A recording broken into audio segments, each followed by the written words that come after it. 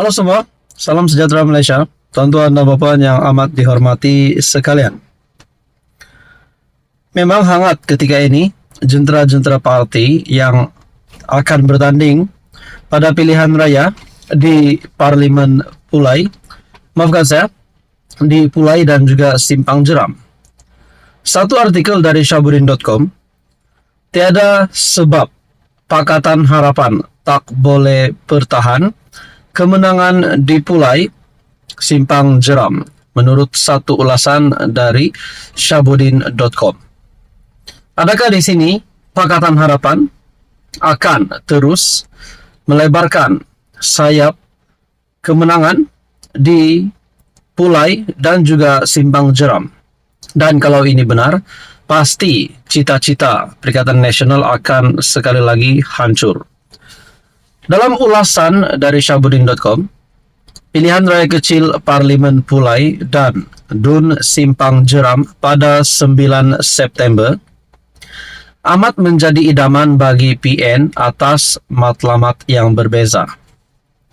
Bagi Pulai, seperti mana diulang oleh Presiden PAS Hadi Awang, PN mahu menjadikannya sebagai pencetus kepada perubahan kerajaan di peringkat pusat.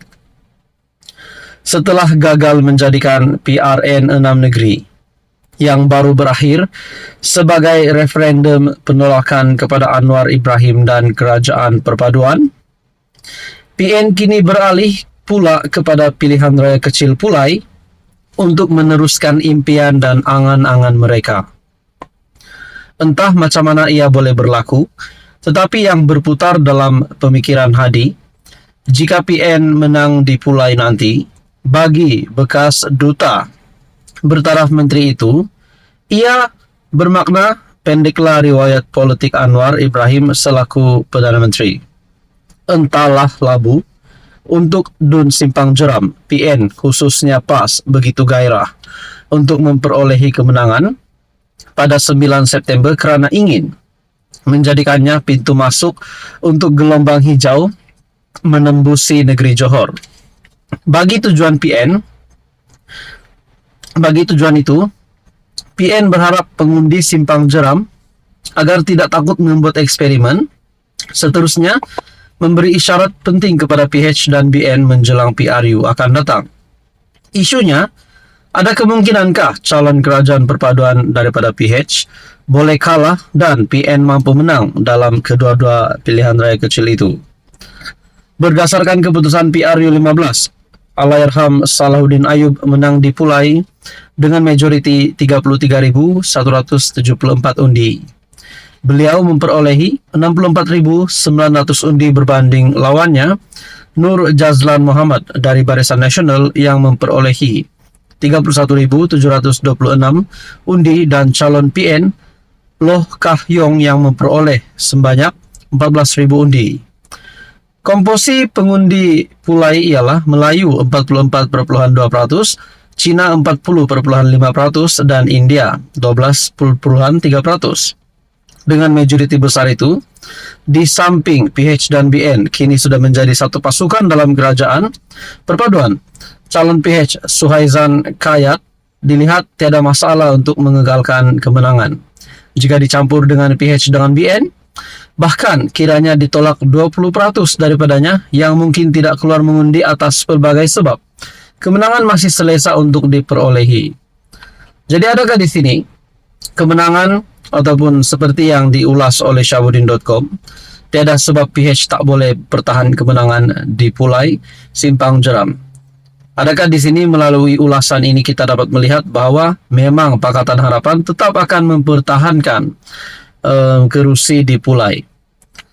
Hakikatnya, asal saja tidak memandang mudah dan terus bekerja keras, calon PH yang mewakili kerajaan perpaduan serta dibantu kempen oleh kekuatan jentera BN, baik di Pulai atau Simpang Jeram, tiada sebab tidak boleh mempertahankan kemenangan yang dicapai Allahyarham Salahuddin sebelum ini. Tak patut sangat jika PH boleh kalah dan PN tiba-tiba menang, sama ada di kedua-dua kawasan yaitu Pulai dan Simpang Jeram, atau salah satu daripadanya menurut Syahbudin.com. Untuk Bapak yang amat dihormati sekalian, sekali lagi Sultan Selangor bertita. Kali ini pasti mengejutkan ramai kepimpinan politik.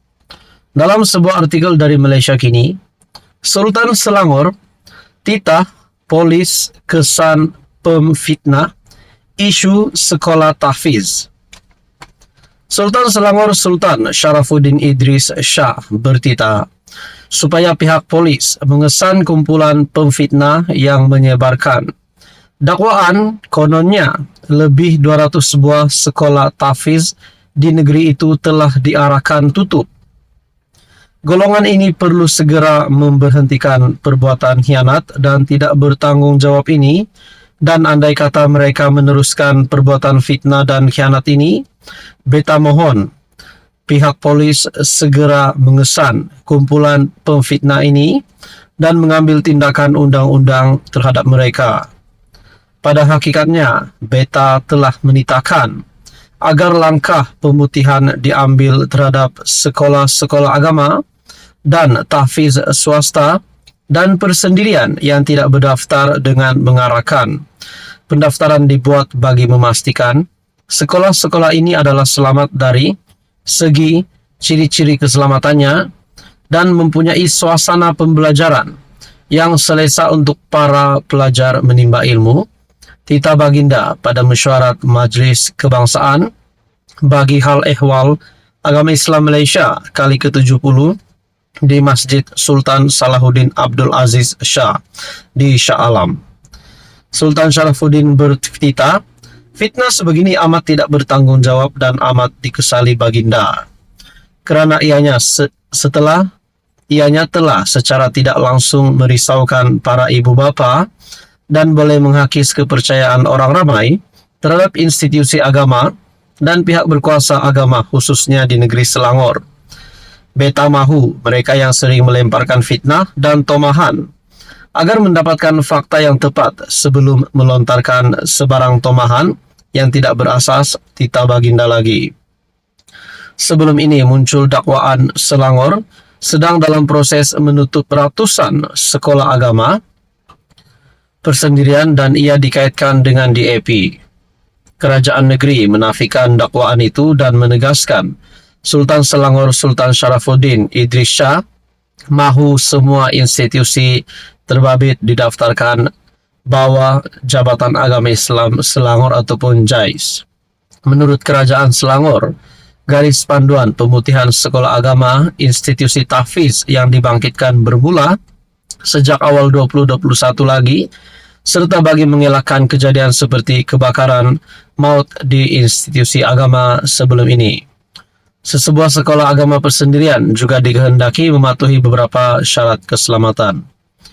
Beta juga mencadangkan agar pihak JAKIM menyediakan kertas kerja bagi membuat dasar dan prosedur yang komprehensif bagi pendaftaran institusi-institusi tahfiz swasta dan persendirian untuk diguna pakai di setiap negeri.